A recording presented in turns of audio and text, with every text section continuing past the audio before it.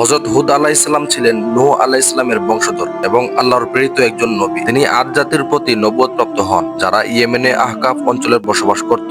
আদ জাতি ছিল অত্যন্ত শক্তিশালী, লম্বাকায় ও সুগঠিত শরীরের অধিকারী। তারা সমৃদ্ধ নগর ও বিশাল অট্টালিকা নির্মাণ করত, কিন্তু তারা আল্লাহর পরিবর্তে মূর্তি পূজা করত এবং গর্ব করে অহংকারে নিমজ্জিত ছিল। হুদ আলাইহিস সালাম তাদের তাওহীদের পথে আহ্বান করেন এবং এক আল্লাহর উপাসনার নির্দেশ দেন, কিন্তু আদ জাতি তার উপদেশ অগ্রাহ্য করে এবং তাকে মিথ্যাবাদী বলে উপহাস করে। তারা বলে, আমরা শক্তিশালী, আমাদের কেউ ধ্বংস করতে পারবে না। তাদের অবাধ্যতার কারণে আল্লাহ তাদের উপর এক ভয়াবহ শাস্তি দেন। প্রথমে দীর্ঘদিন সময় বৃষ্টি বন্ধ থাকে, ফলে দুর্ভিক্ষ দেখা দেয়। এরপর এক প্রচন্ড ঝড় 7 রাত 8 দিন ধরে বয়ে থাকে, যা আদ জাতির সমস্ত বসতবাড়ি ধ্বংস করে দেয়। হুদ আলাইহিস সালাম এবং তার অনুসারীরা রক্ষা পান এবং নিরাপদ স্থানে চলে যান। এরপর আদ জাতির ধ্বংসের মাধ্যমে আল্লাহ একটি বড় শিক্ষা দেন: ক্ষমতা ও অহংকার কাউকে রক্ষা করতে পারে না। হুদ আলাইহিস সালামের কবর ইয়েমেনের হাদ্রামাউত অঞ্চলে রয়েছে বলে জানা যায়। তিনি ছিলেন ধৈর্যশীল ও সত্যনিষ্ঠা নবী, যিনি তাওহীদের বার্তা প্রচারে অবিচল ছিলেন। বন্ধুরা, ইসলামিক সুন্দর সুন্দর এমন গল্প শুনতে